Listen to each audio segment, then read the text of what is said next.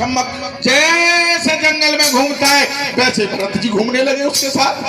जैसे बच्चा चलता है वैसे भरत जी, क्यों कि आसक्ति हो गई किसमें, बच्चे में। साथ में खिलाना, साथ में पिलाना।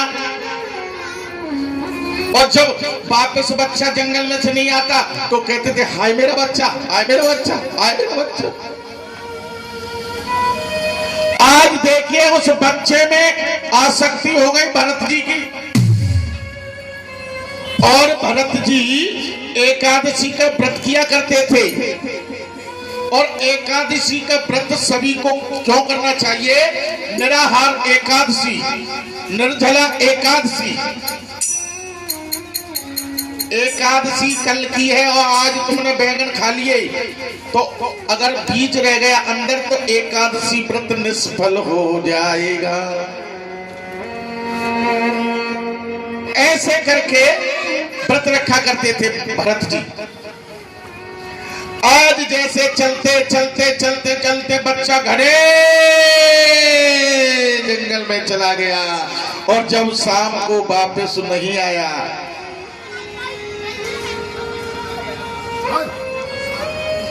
तो आज भरत जी ने उस बच्चे की याद में अपने प्राणों को छोड़ दिया। एक बात और बता दे, अंतिम गतासो मतः, अंतिम समय पे जिसकी मति जिसमें जाती है उसी में जन्म मिल जाता है, उसी में जन्म हो जाता है उसका। अंतिम गतासो मतः। आज देखिए भरत जी ने जब प्राण छोड़ दिए तो उनको जन्म किसका मिला? किसका जन्म मिला? हिरण का। किसका जन्म मिला? हिरण। हिरण किसे कहते हैं? 5 ज्ञानेंद्रिया, 5 कर्मेंद्रिया, जो 11 को बस में कर लेता है उसी का नाम है हिरण। आज हिरण भी ऐसे ही किया करता था क्योंकि उनको मालूम था कि पूर्व जन्म में मैं कौन था।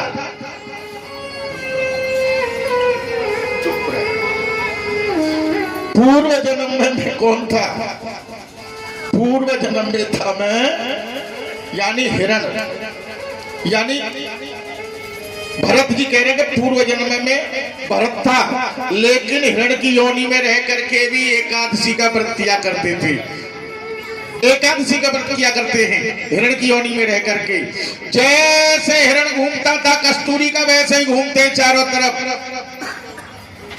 लेकिन आज समय जब सनई सनई बीतता गया तो हिरण की भी गोविंदा नमो नमः हो गई। आज उनको जन्म किसके यहाँ मिला? एक ब्राह्मण के यहाँ। और ब्राह्मण के यहाँ जन्म मिला तो किसी से बोलते नहीं थे। हाँ, किसी से बोलते नहीं थे। हट्टा कट्टा मोटा ताजी शरीर था। भाभियां रोटी दे दिया करती थी तो बड़े प्रेम से खा लिया करते थे। तो उनका नाम क्या रख दिया परीक्षक जी? जय हो। जड़ भरत। जड़ माने मूर्ख, इसीलिए उनका नाम क्या हो गया? जड़ भरत। भाई तायना दिया करते थे तेरा हट्टा कट्टा मोटा ताजी शरीर है, काम क्यों नहीं करता है? लेकिन बोलती नहीं है किसी से।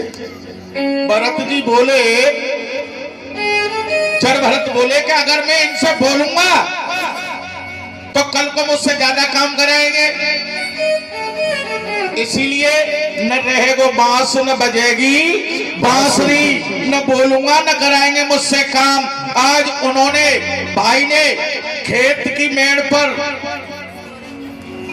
हल को लेकर के पहुंचे और हल को लेकर के बैल जोड़ दिए और कहा ढंग से जोतना। भरत जी बोले कि आज मैंने 1 बिया जोत दो तो कल को 4 बिया जोतवाएंगे, इसीलिए हर को तोड़ दिया, पनिहारी को तोड़ दिया और आज देखिए जुए को तोड़ दिया और तोड़ करके लकड़ी का गट्ठा बनाया और बना करके घर पे जा करके पटक दिया भारी बोली गलो है गयो खेत जुट गयो खेत। भारी बोली कि खाना तो तुम 3 टाइम खाते हो है और काम तुम पे होता नहीं है। भूसी की रोटी दे दी थी भाभी, जब भूसी की रोटी दिया करती थी तो बड़े प्रेम से खा लिया करती थी। नारियल के खोपड़े में पानी दिया करते थे लेकिन बड़े प्रेम से पी लिया करते थे। जड़ भगत लेकिन किसी से बोलते नहीं। और जो भगवान की भक्ति में लीन रहता है उसे लोग क्या कहते हैं, पागल है। और लेकिन जो भगवान का भक्त होगा वही तो पागल होगा। जो भगवान की भक्ति में लीन रहेगा वही तो पागल होगा। राणा देखिए मीराबाई को क्या कहता था, ये पागल है। लेकिन मीराबाई ने कह दिया कि मेरा तो गिरधर गोपाल दूसरो और न को। ऐसा रंग चढ़ गया। और ये राम रंग जिसको चढ़ जाता है फिर वो उतरता ही नहीं है। ऐसा होता है राम का रंग।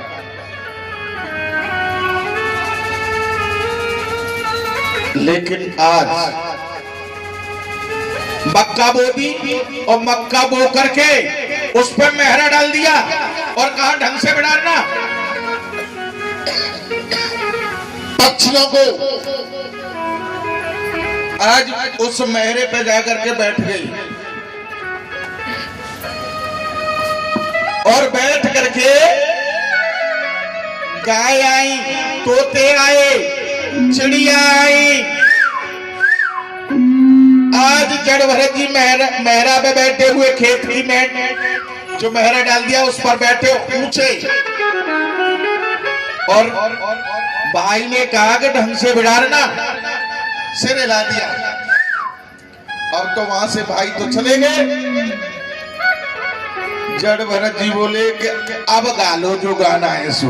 हाँ, और चिड़िया आई, तोते आए, कोए आए और तो जड़ भरत जी ने वहीं अपना राग रंग शुरू कर दिया और कहने लगे कि राम की चिड़ैया राम को खेत, राम की चिड़ैया राम जी को खेत, और चिड़ैया हरे हरे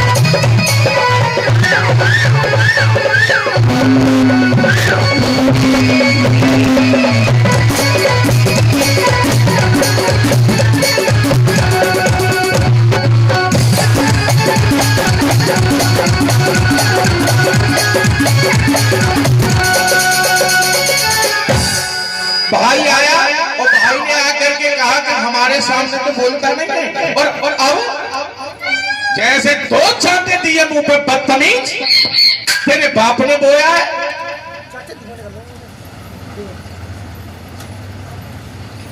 तेरे बाप ने बोया है, हमने बोया है, भगवान के बाप ने बोया है। राम की चिड़ैया राय में के खेत खाओ और चिड़ैया भर भर पेट।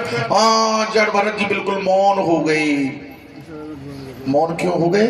क्या भाई और ज्यादा मारेगा इसीलिए चुप हो गई। बोले ढंग से बिडालना आपकी बार। जड़ भरत जी ने सिर हिला दिया कि जाओ। तो अब तो वहां से फिर चल दिए और फिर उन्होंने तो राग रंग शुरू कर दिया कि खाने वाला राम, खिलाने वाला राम, खाने वाला राम, खिलाने वाला राम, और फिर क्या है मेरा रोकने का काम। खाने वाला राम, खिलाने वाला राम,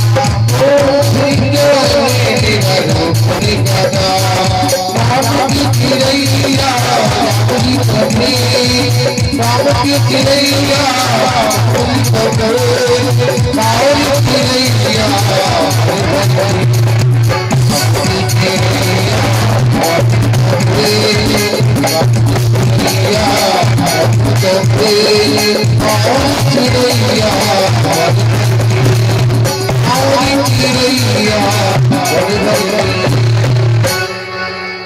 ने आकर के फिर से तमाचे जड़ दिए, लेकिन जड़भरत जी बिल्कुल शांत हो गए और वही खेत की मेड़ में जाकर के बैठ गए। 2 मिनट रुक ले गुरु, 2 मिनट रुक ले।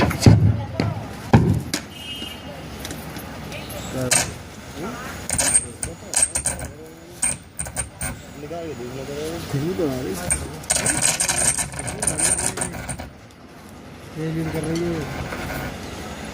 धुआं निकल रहा है उसमें से ये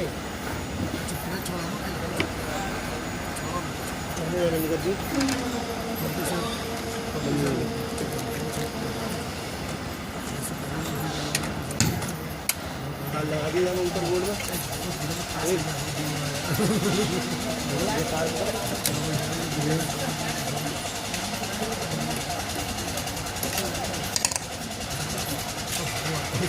दिखाएंगे रहेगा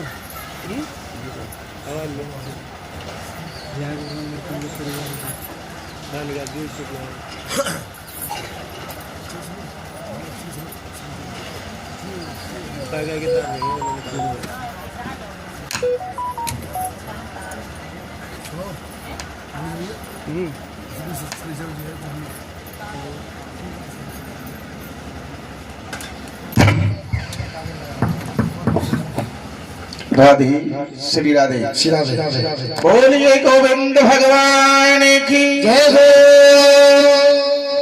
आज खेत की मेड़ पर बैठ गए कौन? जड़भरत जी।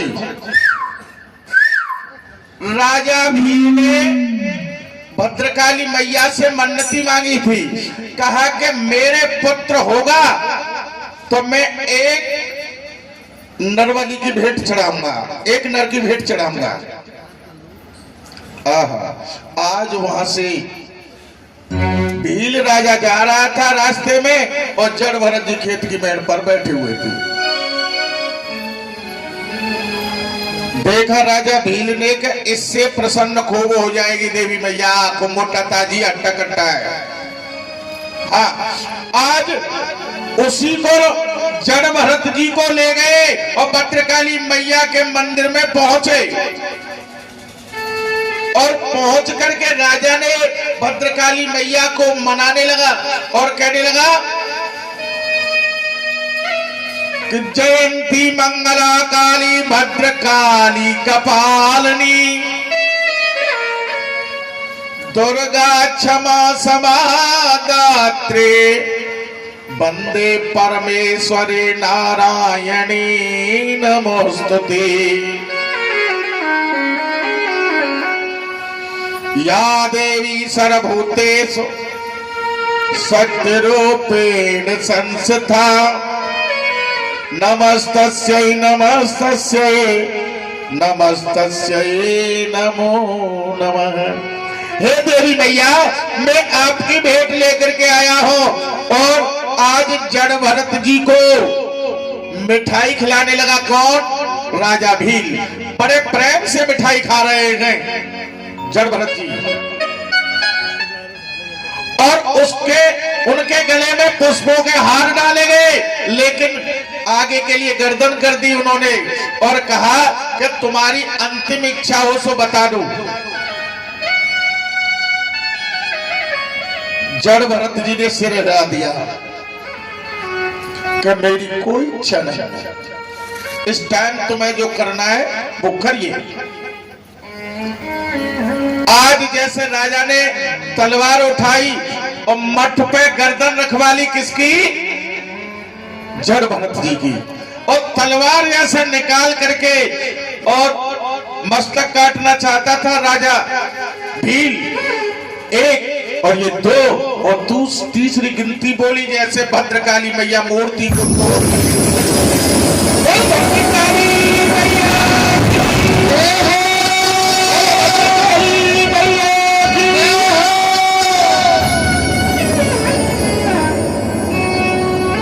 मूर्ति को तोड़ करके भद्रकाली मैया ने आज राजा भील के हाथों में से तलवार छीन ली और छीन करके राजा भील का ही मस्तक काट।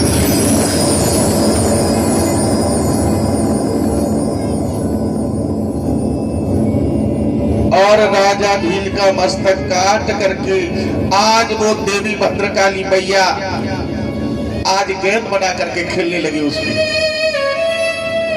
गेंद बना करके खेलने लगी देवी मैया। लेकिन आज कहा, पुत्र मैं तुम्हारी भक्ति से प्रसन्न हूं, जो मांगना हो सो मांग लो।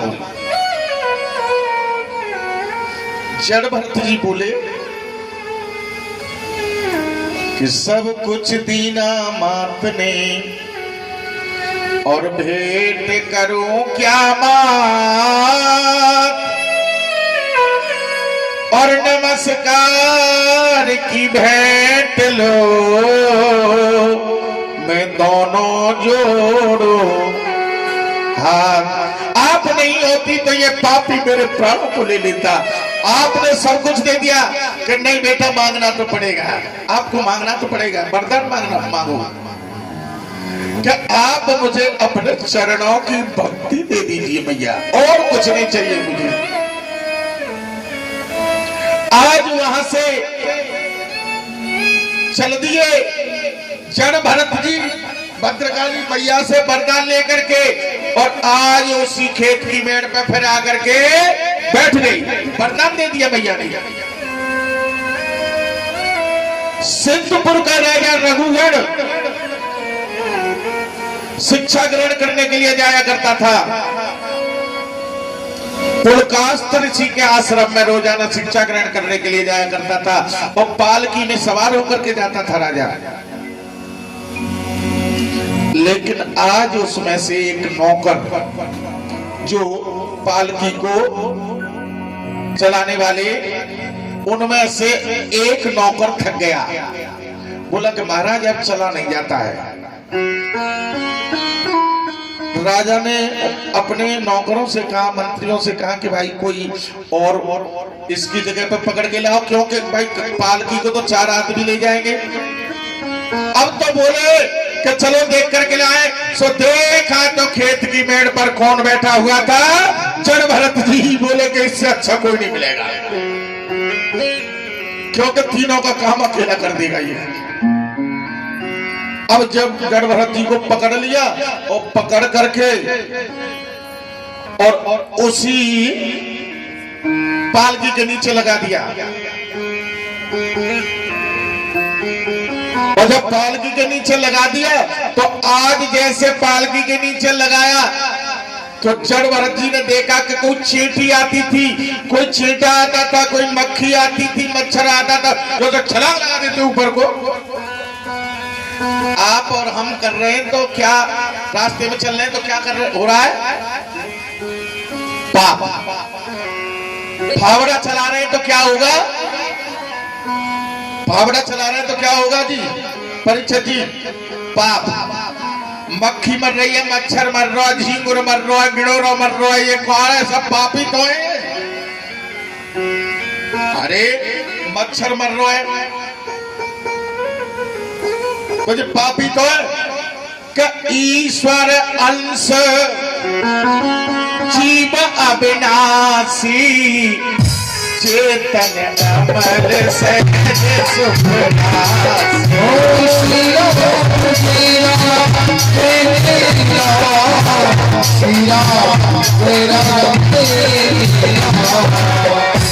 ईश्वर अंश जीव अविनाशी, चेतन अमर सहज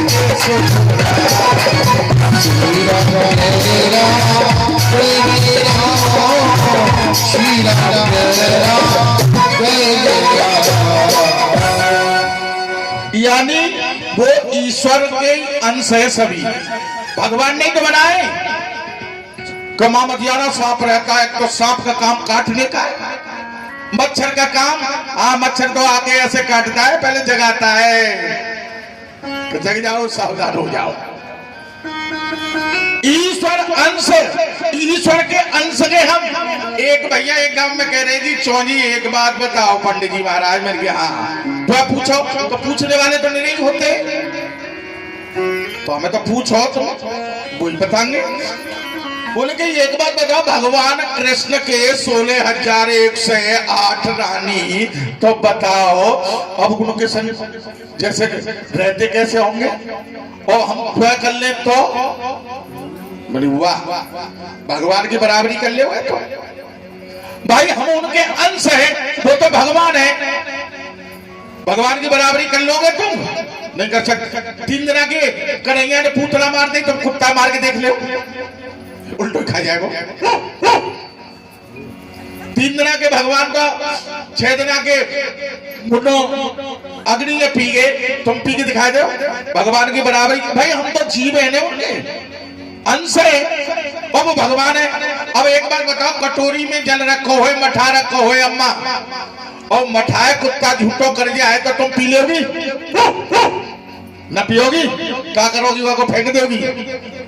और गंगा जी में सुअर मरो जा रहे हो तो हाँ, वो तो पवित्र है। तो हम अच्छे हैं, वो अपार है, इसीलिए हम जीव है, वो परमात्मा है। गंगा जी में सुअर मरो जा रहे हो तो ओक लगा के खड़े हो, गंगे मैया जय हो गंगे, तो परमात्मा की बराबरी कैसे कर सकते हैं हम? इसीलिए तो कहने का मतलब है हम जीव हैं, वो परमात्मा है। और पाप के लिए क्या बताया है कलयुग में? सत्य, तप और दान। सत्य बोलो और भजन करो और दान करो, यही है। कितनों पाप है यार तुम पे के लिए। कहते हैं कि हमारे घर में से चुकटी निकल जाए, कोई महात्मा आ जाए, संत आ जाए, कोई भिखारी आ जाए, बाबू इसीलिए तो चुकटी डालते, इसीलिए तो भिक्षा देते। कहते हैं कोई हादसा चल जाता है कि जन कौन सी चुकटी आ रहेगी, तो इसीलिए वो परमात्मा है, हम उसके अंश हैं। ईश्वर अंश जीव अविनाशी, और चेतन अमल सहज सुख राशि। हम सभी ईश्वर के अंश हैं। लेकिन आज जब चेटी आती है, छलांग लगाते हैं, झींगुर आता है, छलांग लगा देते ऊपर को, राजा का मस्तक पालकी से टकराने लगा। राजा कहने लगा बदतमीजो, ढंग से नहीं चलते हो। बोले महाराज हम तो ढंग से चलते हैं, लेकिन तुम्हारा नया नौकर आया है ना, ये ढंग से नहीं चलता है। राजा ने धमकी दी कि तू जानता नहीं है मैं सिद्धपुर का राजा रघुगढ़ हूं। नहीं बोली, जड़भरत जी बोले नहीं। तीसरी बार छलांग लगाई और जोर से लगाई छलांग, और जैसे ही छलांग लगाई राजा का मस्तक फिर पालकी से टकराया। अब राजा के तो सिर में चोट आ गई। जब चोट आ गई, राजा उतर करके तलवार खींची, और तलवार खींच करके देखा, आहा, साक्षात परमात्मा का रूप हो गया किसमें? जड़भरत में। और साक्षात परमात्मा का रूप आज उपदेश देने लगे। कौन? जड़भरत जी। राजन तू जानता है, अरे तू गद्दी पर बैठा हुआ है तो ये थोड़ी है कि तू किसी को भूल जाए, जीव को भूल जाए, परमात्मा के तो अंश है सभी। आज उपदेश दिए, और उपदेश दे करके राजा आज पैरों में गिर गया। जड़भरत जी के बोले प्रभु आप तो आप ही हो, कि राजन तू गलती करने के लिए जा रहा है, तू ये तेरी भूल है। कभी भी गलती नहीं करनी चाहिए आदमी को, जानबूझ करके। अनजाने में हो जाए तो कोई बात नहीं है। आज उसी खेत की मेड़ पर बैठ गए उपदेश दे करके। कौन? जड़भरत जी। कोई भैया कह रहे कि तुमने भजन ज्यादा गा दे, तो मेरी आज कथा ही कुंभो में कछु न कुंभो। बोलो गोविंद भगवान जय हो। मेरी राधा रानी का जिस जिसने गाया है, मेरी श्यामा प्यारी का जिस जिसने गाया है, बाके बीमारी में उसे अपना बना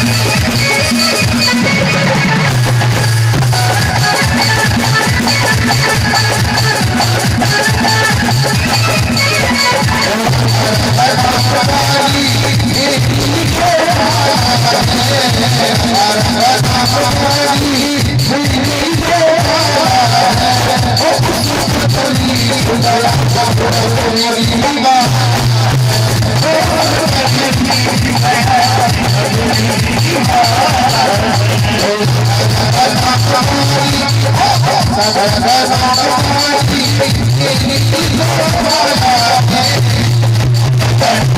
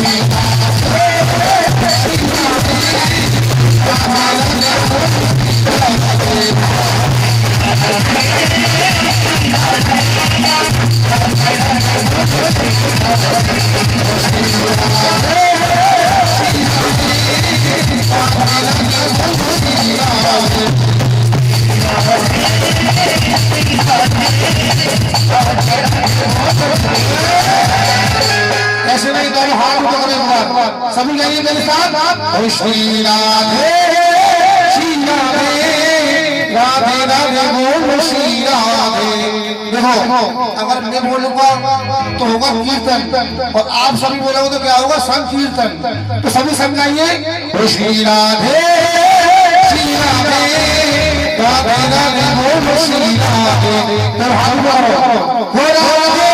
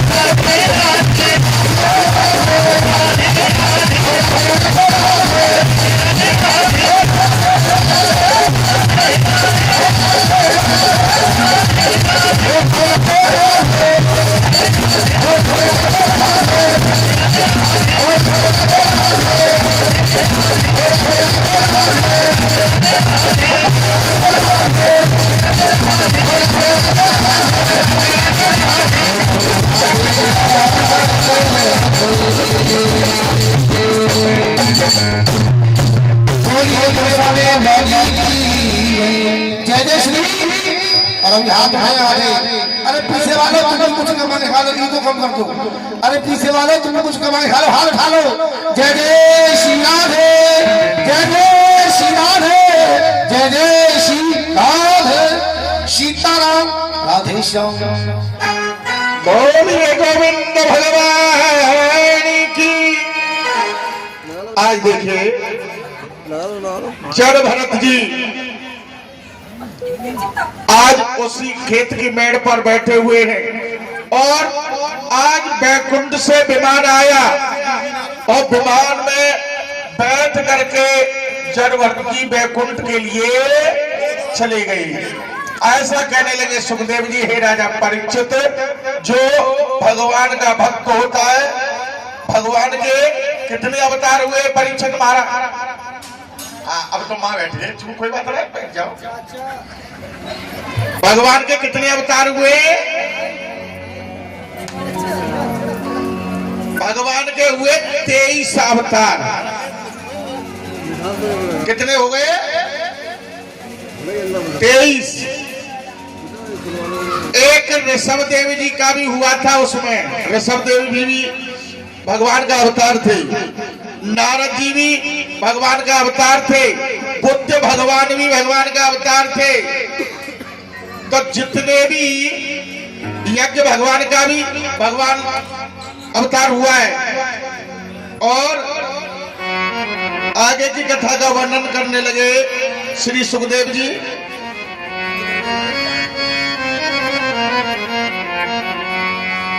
जब जड़ भरत जी बैकुंठ के लिए चले गए, उसके बाद में अर्थ 14 भवन लोको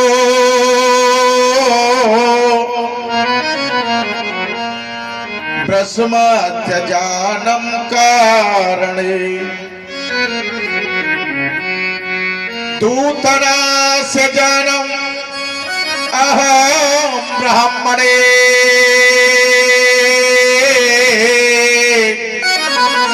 अहम ब्राह्मणे नामयतम। सुखदेव जी कहने लगे, हे राजा परीक्षित, अजामिल का अर्थ क्या है? अजामा ने माया, और माया में मिलकर जो फंस जाता है उसी का नाम है अजामिल। अजामिल कौन था? ब्राह्मण था अजामिल, लेकिन एक गुरु के आश्रम में पहुंचा ये ब्राह्मण अजामिल, और पहुंच करके आज हुआ क्या कि वहां जो गुरु के आश्रम में पहुंच करके जितनी भी शिष्या थी, जितने गुरु सबको पढ़ाया करते थे, शिष्यों को भी और शिष्याओं को भी। एक दिन की बात है, जो अजामिल ब्राह्मण था, आज इसका ब्लड चलना बंद हो गया। इतनी ठंडी पड़ रही थी, इतनी ठंड थी कि उस ठंड के कारण आज इसका खून जम गया, ब्लड जम गया। तो गुरुजी के पास में लाए, गुरुजी ने देखा, नवज देखी गुरुजी ने, गुरुजी बोले कि ये तो मर गया। लेकिन एक शिष्य बोला कि गुरुजी मर कैसे जाएगा ये ऐसे? कि भाई ठंडी बहुत जोर की पड़ रही है, इसीलिए। अब शिष्य बोला कि नहीं, ये ठंड की वजह से इसका ब्लड चलना बंद हो गया है, इसको गर्मी की जरूरत है। तो एक शिष्या को लाया गया और शिष्या के पास में उसे बिठाला, अजामिल को, और जैसे अजामिल को बिठाला उसका ब्लड शुरू हो गया, चालू हो गया, और उठ करके बैठ गया। आज उस शिष्या ने देखा अजामिल की तरफ, कहने लगी कि तेने मुझे स्पर्श किया है, मैं श्राप देती हूं कि जा, आज से तू अजामिल होगा। जब उसने कहा कि मेरी तो कोई गलती नहीं है इसमें, जब मुझे लाया गया जब तो आया हूं मैं।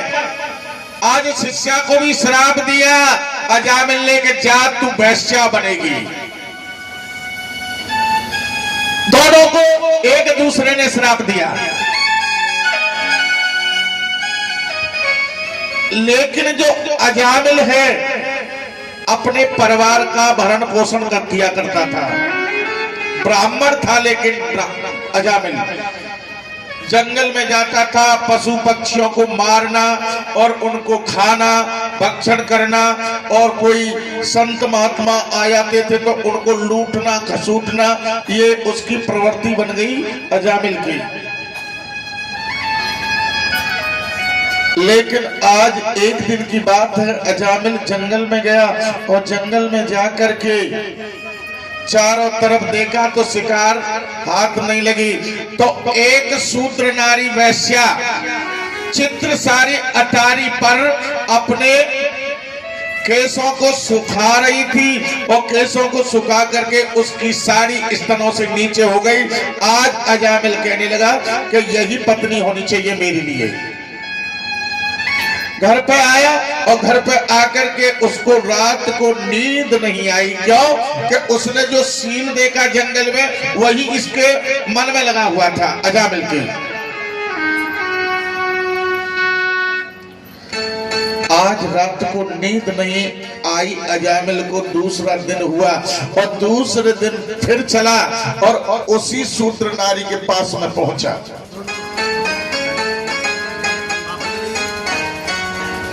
और शूद्र नारी के पास में पहुंच करके कहा कि आप हमारी गृहिणी बन जाओ, आप हमारी घरवाली बन जाइए।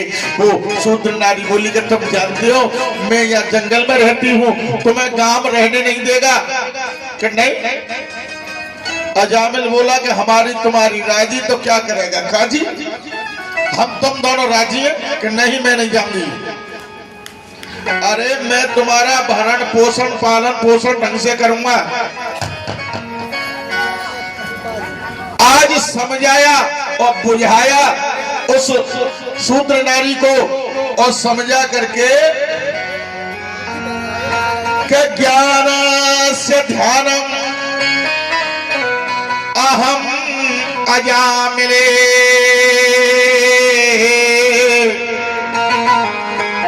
दृश्य नाम ज्ञानमृत। आज उसको समझाया बुझाया और समझा बुझा करके आज अजामिल उस शूद्र नारी को ले आया और गांव से अलग लेकर के रहने लगा उसे। जब रहने लगा अलग गांव से तो हुआ क्या, गांव में हंसी वाले बहुत होते और उसकी जो पत्नी थी परीक्षित महाराज, जो शूद्र नारी थी वो गर्भवती थी।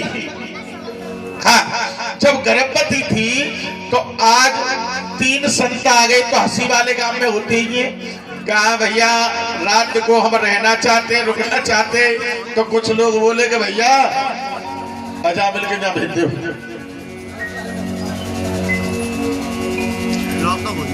तो आज जैसे अजामिल के यहाँ भेज दिया, अजामिल तो गया शिकार करने के लिए। अब तो वो बैठी थी शूद्र नारी दरवाजे पर। ओहो, आज तो मेरे यहाँ परमात्मा आ रहे हैं, आज तो मेरे यहाँ गोविंद आ रहे हैं, 3 संत आ रहे हैं। ओ महाराज आइए आइए आइए, आपका स्वागत है, विराजिए। पहले कहते थे परीक्षित जी, पहले कहते थे कि स्वागत है आइए, और अब क्या कहते हैं लोग बाग, बैल कम थी और भैंस ज्यादा। बैल कम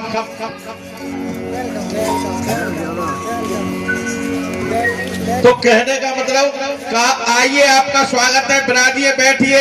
महाराज बेटी हम भूखे हैं, भूखे हैं। हाँ, तो हम भोजन करना चाहते हैं। लेकिन संतों को क्या मालूम था हाँ कि ये शूद्र नारी है, अर्चित नारी है। लेकिन कहा महाराज घर लीपा, नहा धो करके साफ सफाई करके, और एक तोता था उसके पास। किसके पास? उस शूद्र नारी के पास। तो उसको क्या पढ़ाती थी वो, क्या कहती थी? पढ़ो रे सुवना निसदेन सीताराम, पढ़ो रे सुवना। तो यही पढ़ाती थी कि पढ़ो रे सुवना निसदिन सीताराम। तो वो तोता क्या कहता था सीताराम सीताराम सीताराम। तो वो तोता कहता था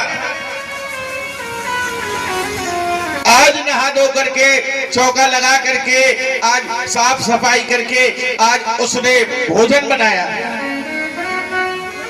और भोजन बनाया और जब भोजन खाया और भोजन खा करके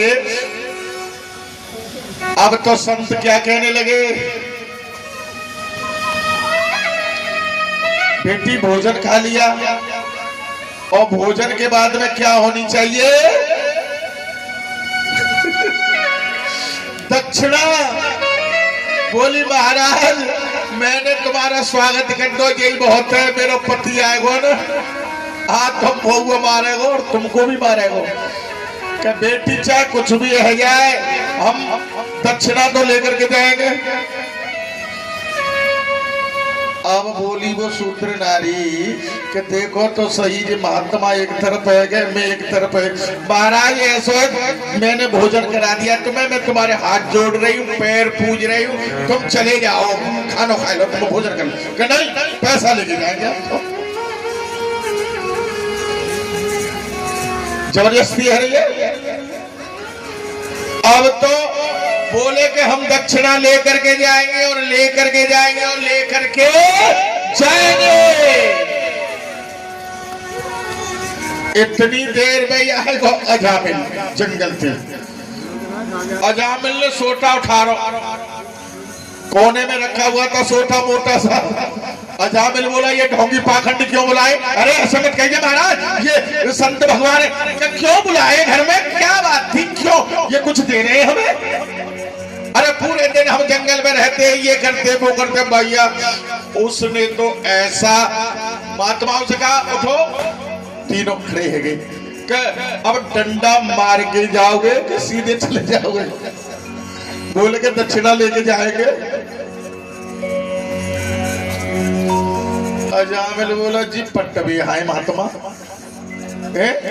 मैं कह रहा हूं चले जाओ। कि भैया ऐसे नहीं जाएंगे हम तो दक्षिणा लेकर के जाएंगे।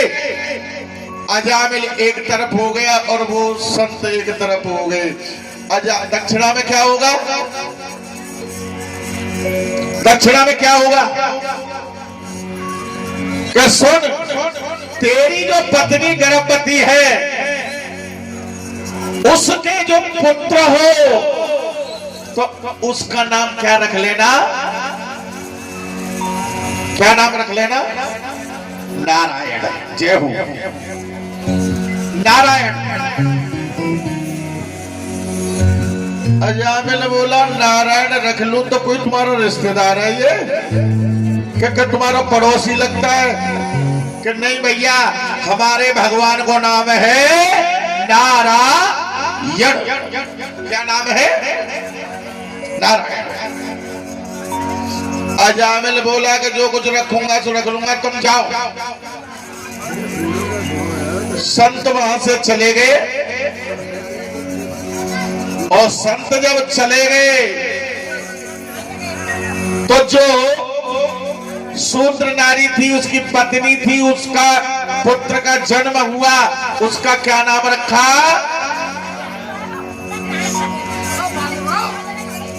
बोलो गोविंद भगवान की जय।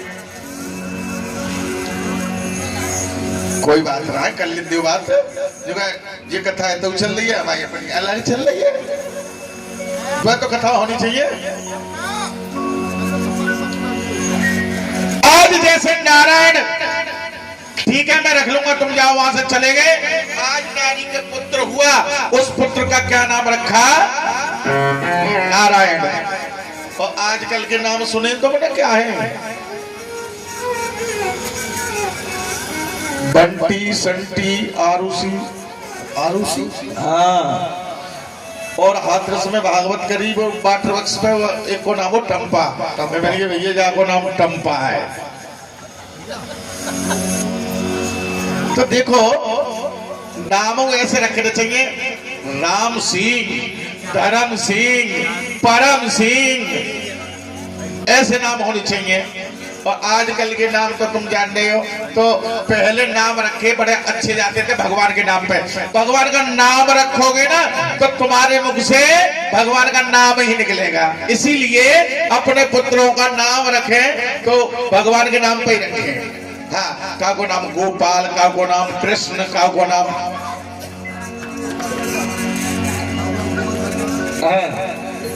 मैंने तो एक को नाम सुनो, गुनगुन। बोलो जैसे गुनगुन, चुनमुन। आज नारायण नाम रखा तो आज अजामिल इतना बच्चे में आसक्त हो गया। नारायण आ जाइए, नारायण भोजन कर लो, नारायण पढ़ने चले जाओ, नारायण ये काम कर लो, नारायण दूध पी लो। अब तो पूरे दिन नारायण नारायण नारायण नारायण नारायण नारायण ही कहता रहता था। कौन? अजामिल।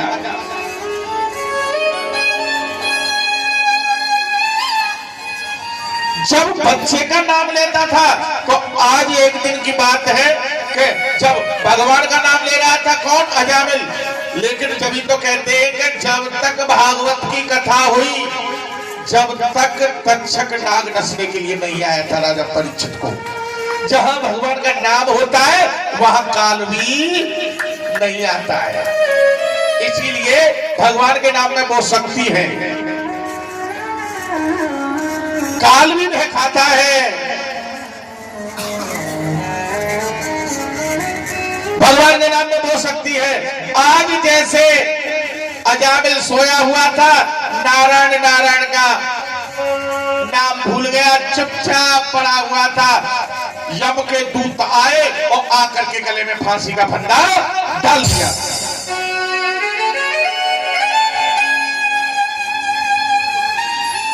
आज जैसे फांसी का फंदा डाला अजामिल ने गले में, अजामिल के गले में, अजामिल कहने लगा कि ये काले काले यम के दूत और ये मुझको लिए जाते हैं और नारायण तुम आ जाओ, ये मुझको बड़ा सताते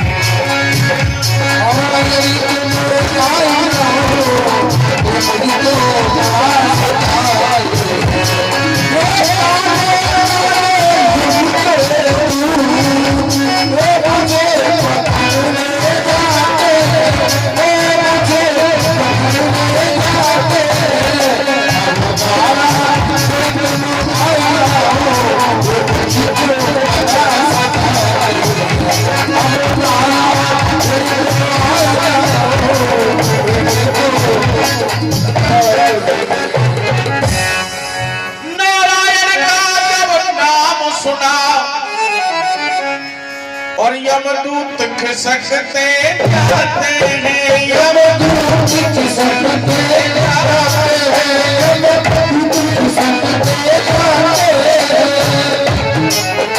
अब नारायण तुम आ जाओगे, मुझको बड़ा सताते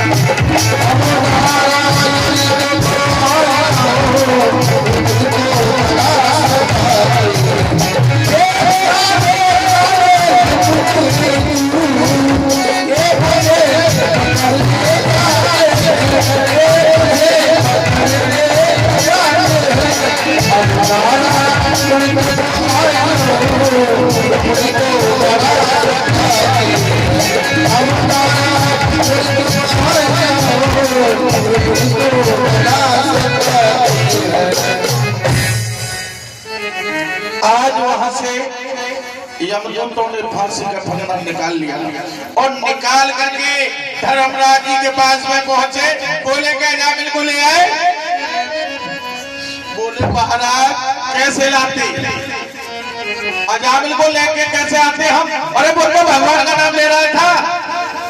बोले पागलो, वो भगवान का नाम नहीं, अपने बेटी का नाम ले रहा था। वो कि बेटी के नाम ले तो तुम्हारा ही नाम रहा था, यानी किसी माध्यम से लो आप राम का नाम।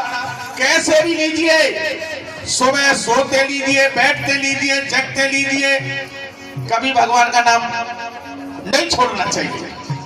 हाँ, रसोई बनाओ तो जब कीर्तन गाते जाओ, बहुत आनंद आवे वो रसोई में।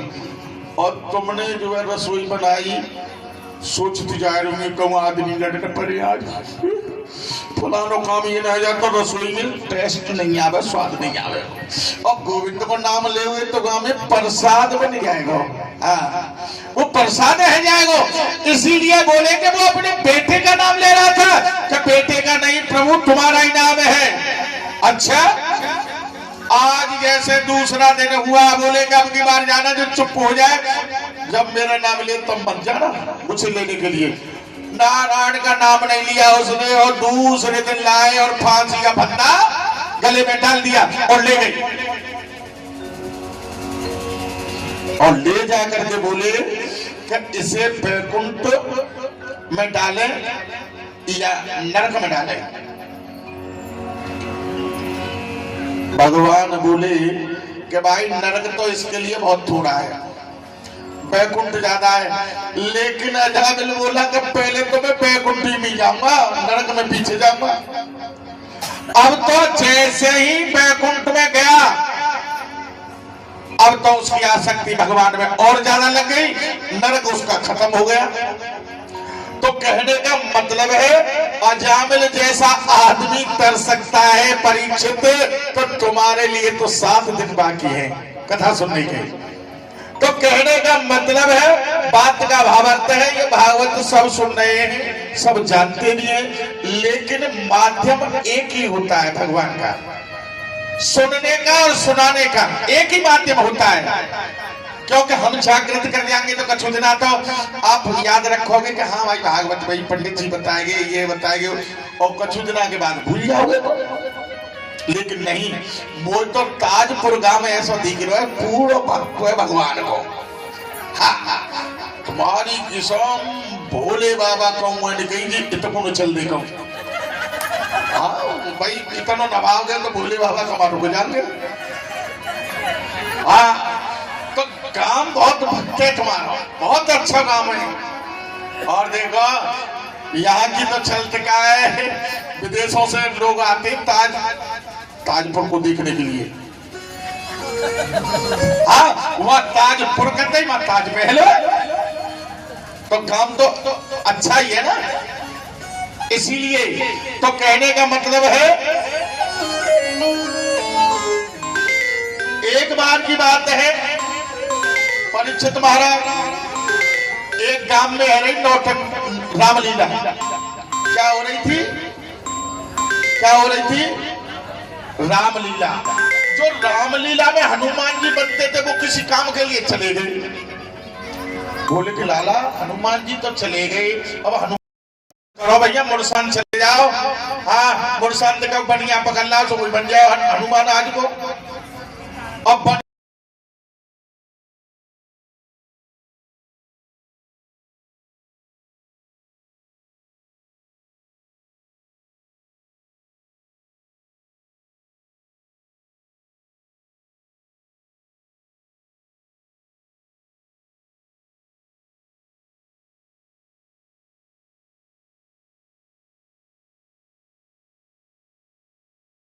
वो कल्लू हलवाई, क्या नाम था?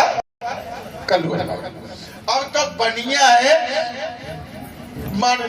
ट्रेनिंग दी गई कि देखो तुम्हें ये कहना है, जब 10 शीश वाला रावण आए कि बंदरी के बच्चे क्या नाम है, तो तुम कह देना पवन पुत्र हनुमान। बोले ठीक है। कि कैसे आए? कि सीता माता जी की खोज कर इनको। क्या काम करते हो? कि भगवान के चरणों का दास हूँ, यहाँ की खबर वहां देना, वहां की खबर यहाँ देना। बनिया बोला जा में क्या है? अब आई मैंने छीड़े 300 रुपए। आहा, बनिया पहनाए दे लंगोटा, और हनुमान के कपड़ा पूरे पहना दे, लंबी लगा दे पूछ। और जैसे ही पर्दा खुला, और पर्दा खुल करके रावण आया 10 शीश वाला। बंदरी के बच्चे क्या नाम है? बनिया बोला कल्लू हलवाई। कैसे आए 300 रुपए में साहब? क्या काम करते हो? मेरे तो चौराहे में दुकान है, मीठे की बोतल जबरदस्ती आए रुमाल बना।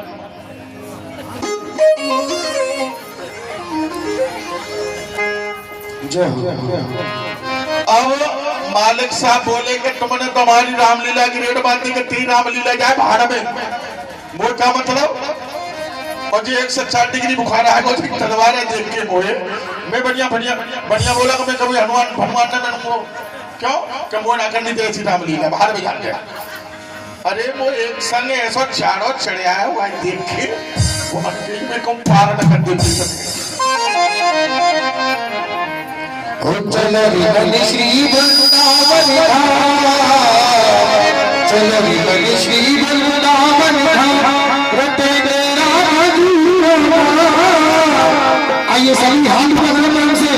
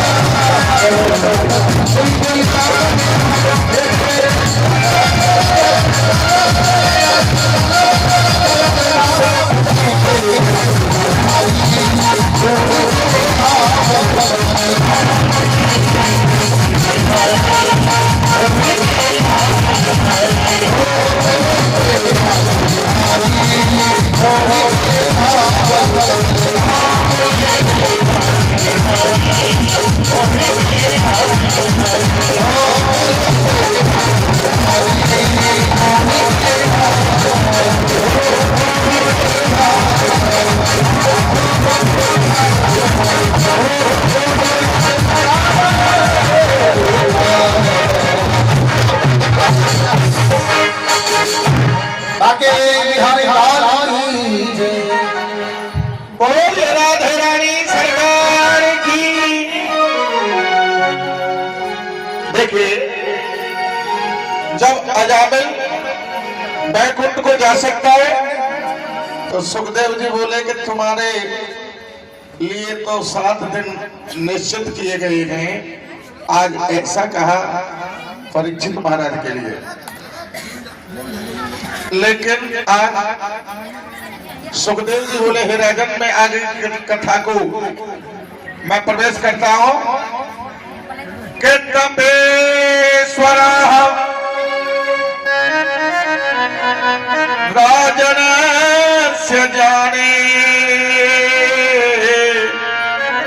दिते आदित्य तस्महम् कश्यप ऋषियो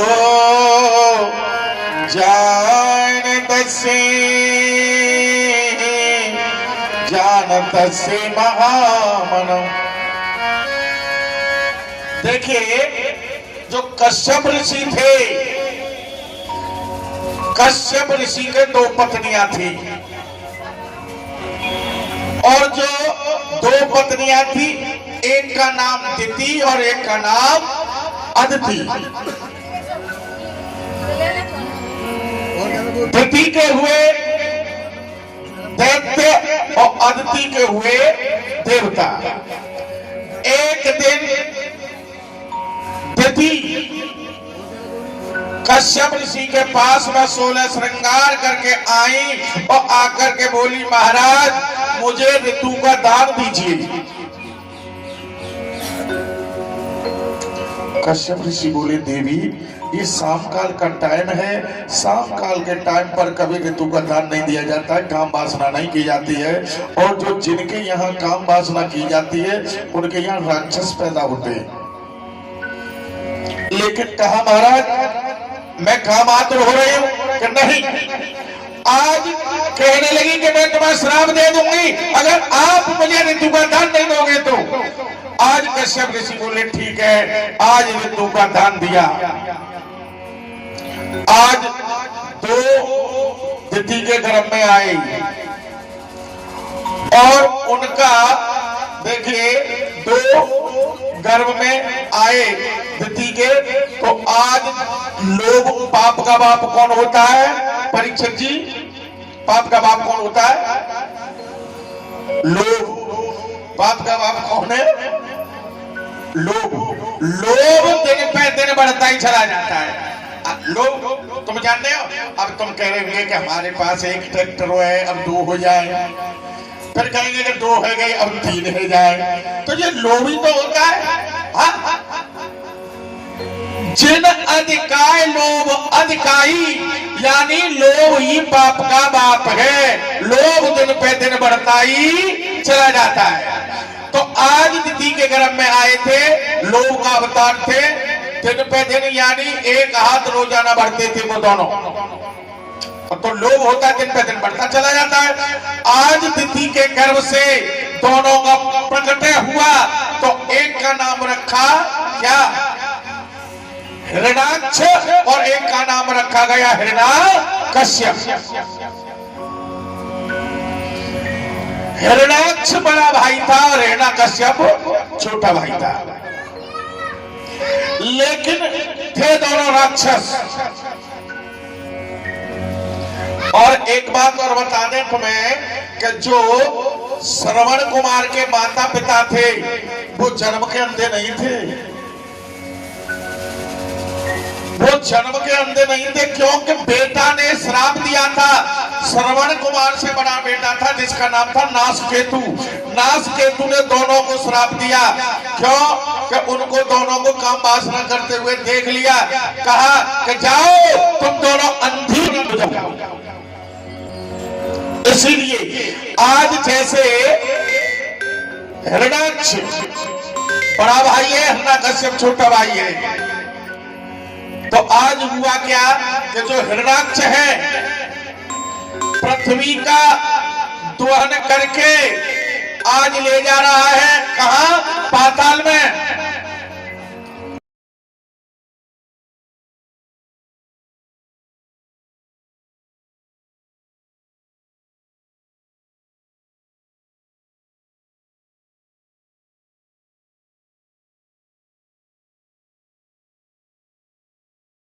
विष्णु भगवान बोले कि मैं अपना रूप धारण करके पहुंचूंगा वहां। पृथ्वी का दोहन करके भी ले गया कौन, हिरण्याक्ष। आज पाताल में ले गया पृथ्वी को। तो आज भगवान चल दिए इधर में, नारद जी मिल गए किसको, हिरण्याक्ष को, रास्ते में आ रहा था। और जब हिरण्याक्ष को नारद जी मिल गए तो दोनों उड़ते जा रहे हैं, नारद जी भी उड़ रहे, पहले आदमी उड़ते थे, अब नारद जी भी उड़ रहे हैं, हिरण्याक्ष भी उड़ रहा है। कि कहां जा रहे हो, नारद जी ने कहा कहां जा रहे हो हिरण्याक्ष से, कि मेरी बाजुओं में खुजली चल रही है बहुत जोर से, कोई लड़ने वाला ही नहीं मिलता है। हिरण्याक्ष बोला कि आप मुझसे लड़ लो तो बहुत अच्छी खुजली मिटेगी हमारी तुम्हारी। नारद जी बोले कि श्री कृष्ण गोविंद हरे मुरारे, हम तो नारायण नारायण पे से फुर्सत ना तुम लड़ेगा उसे। और नारद जी बोले कि अगर मैं न लड़ूं और लड़ने वाला मैं बता दूं तो। हिरण्याक्ष बोला कि जल्दी बताओ कौन है।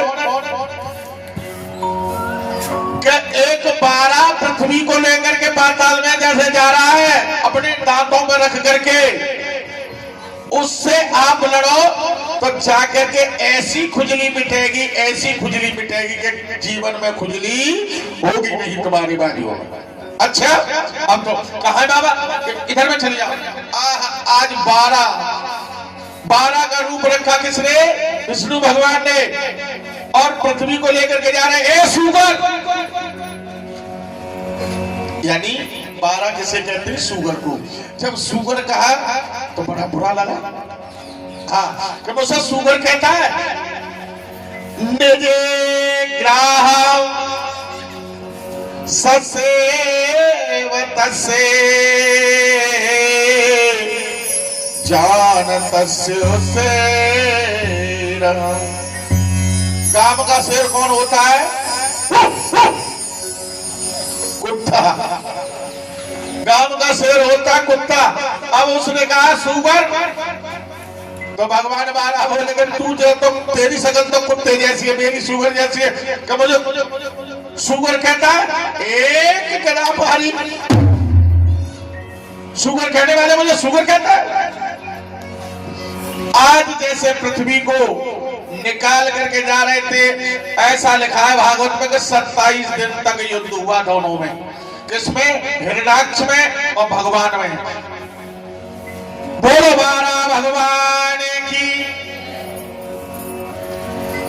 आवाज में दमना है काउ की आगे नहीं। बोलिए बारा भगवान की। देखो मैया गीत गांगी ना तो एक दूसरी करेगी ने हे, तो दूसरी करेगी हे हाँ हम है। और आदमी अगर गीत गावे है तो अपन ही गावे वो बस। और कहूँ कि मैया आ जाए 100 कोस की तो वो में बिल्कुल ताजे मिला देंगी।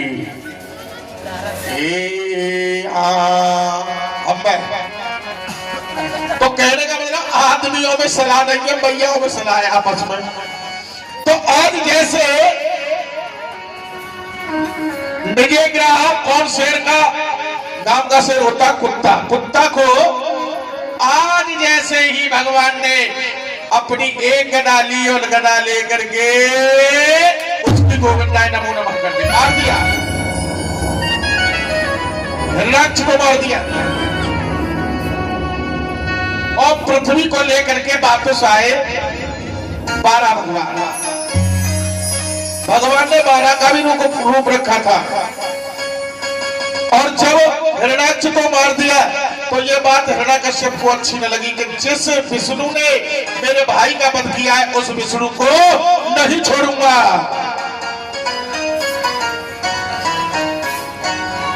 किंतपेश्वरम जाने द्रोण पर्वता अर्धस्य जानम मोष्टिका पादस्य जाने अहम हिरण्यकश्यपो।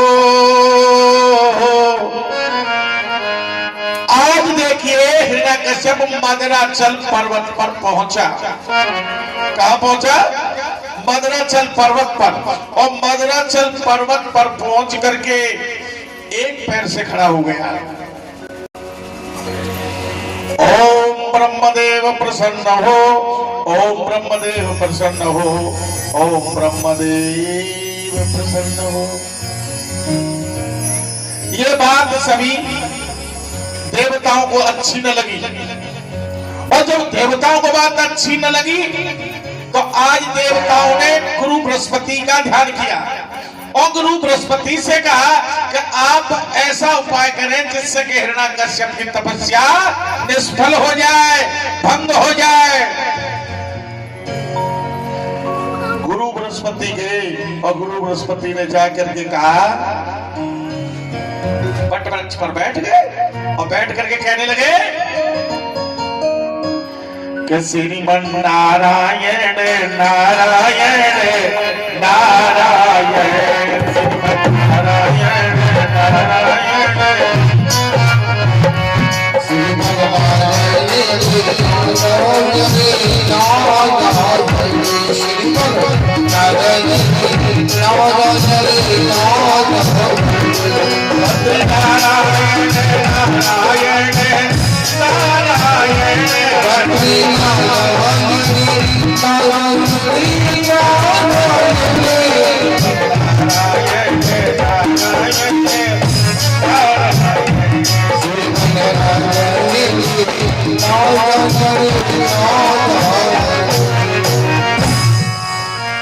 हिरण्यकश्यप ने ऊपर की तरफ देखा, ये पक्षी कौन है जो मेरे दुश्मन का नाम ले रहा है, मेरे शत्रु का नाम ले रहा है। ऊपर की तरफ देखा, जैसे गुरु बृहस्पति उड़ गई वहां से। आज ऐसा लगता है कि कोई शकुन से नहीं आया हूं, ऐसा कहने लगा हिरण्यकश्यप। मैं शकुन से नहीं आया हूं। दूसरी बार बैठा तो दूसरी बार भी वही कंठी लगा दी, श्रीमन नारायण नारायण नारायण। तीसरी बार बैठा तपस्या करने के लिए तो वही नटन लगा दी कि श्रीमन नारायण नारायण। कि अब मैं तपस्या करता ही नहीं हूं। महलों के लिए वापस आए हिरण्यकश्यप। पत्नी बोली कि तुम तो जैसा धीर तीनों लोगों में नहीं है, तुम सा वीर कोई तीनों लोगों में नहीं है। तुम जिस काम के लिए जाया करते पूरा करके आया करते थे, आज वापस कैसे आ गए? बोले कुछ मत पूछो।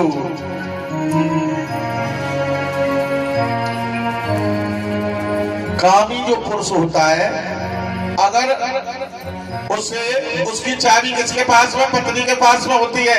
अब पत्नी ने पूछा महाराज जिस काम के लिए जाते थे उसको पूरा करके, अरे तुम्हें ये सोच रहा है मेरे दुश्मन का नाम ले रहा था कौन, कि पक्षी कहा तो वह बैठा था बट वृक्ष पर, कौन था, क्या नाम था उसका, अरे नाम तो मुझे मालूम नहीं है लेकिन मेरे दुश्मन का नाम ले रहा था। क्या ले रहा था कि श्रीमन नारायण नारायण नारायण।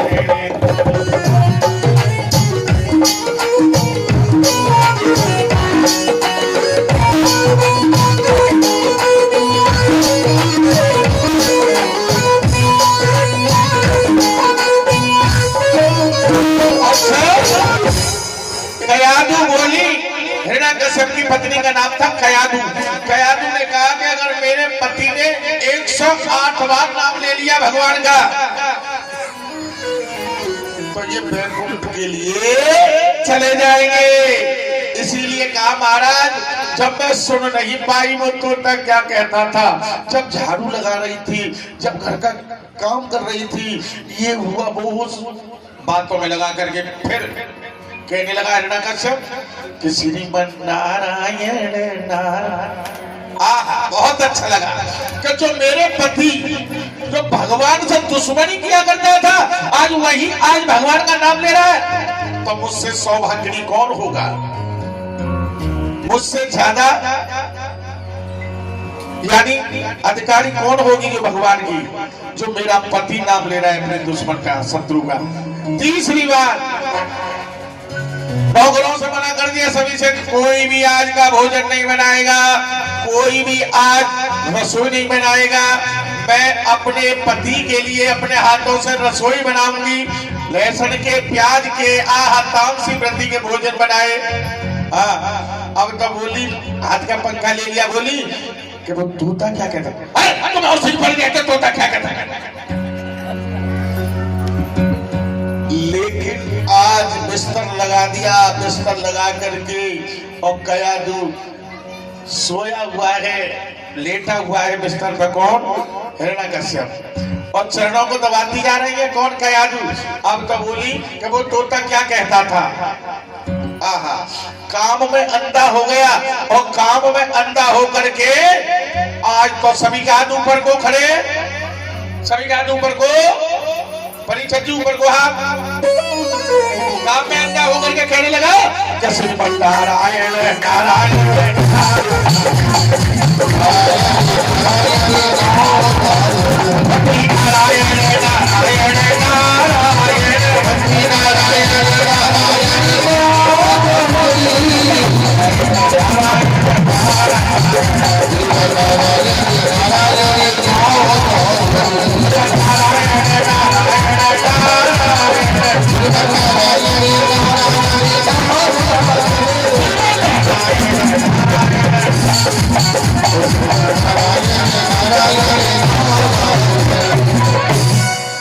जैसे नारायण नारायण नारायण का नाम लिया, आज जैसे कयादू के पेट में गर्भ गया और आज कहने लगा हिरण्यकश्यप को उसी मद्राचल पर्वत पर जाऊंगा। उसी मद्राचल पर्वत पर पहुंचा फिर से, और आज कयादू के प्रसूति कयादू प्रज्ञाने पुत्रस्य नाम मम्यत्र जन्मे। आज देखिए कयादू को बंदी बना करके ले जाने लगा कौन, इंद्र। जब बंदी बना करके ले जाने लगा तो कौन आगे, नारद जी। और नारद जी बोले कहां ले जा रहा है कयादू को, अरे इसके गर्भ में भगवान का भक्त पल रहा है। आज नारद जी ने बंदी को छुड़वा दिया, आज छोड़ दिया कयादू को, लेकिन आज हिरण्यकश्यप उसी मद्राचल पर्वत पर पहुंचा और पहुंच करके ओम ब्रह्मदेव प्रसन्न हो, ओम ब्रह्मदेव प्रसन्न हो, ओम ब्रह्मदेव, ब्रह्मा जी प्रसन्न होकर के आए। बोले पुत्र तेरा कल्याण हो, बच्चे तेरा उद्धार हो, नेत्र खोले। ब्रह्मा जी ने कहा आप मांगना हो सो मांग लो। क्या मांग लो? क्या मांग लो निसंकोच। कि अगर मैं मांगना चाहता हूं तो मुझे अमर कर दो। अमर, हाँ, कि दिन में मरू ना न रात में मरू, बाहर मरू ना न भीतर मरू, डर से मरू ना पशु से मरू,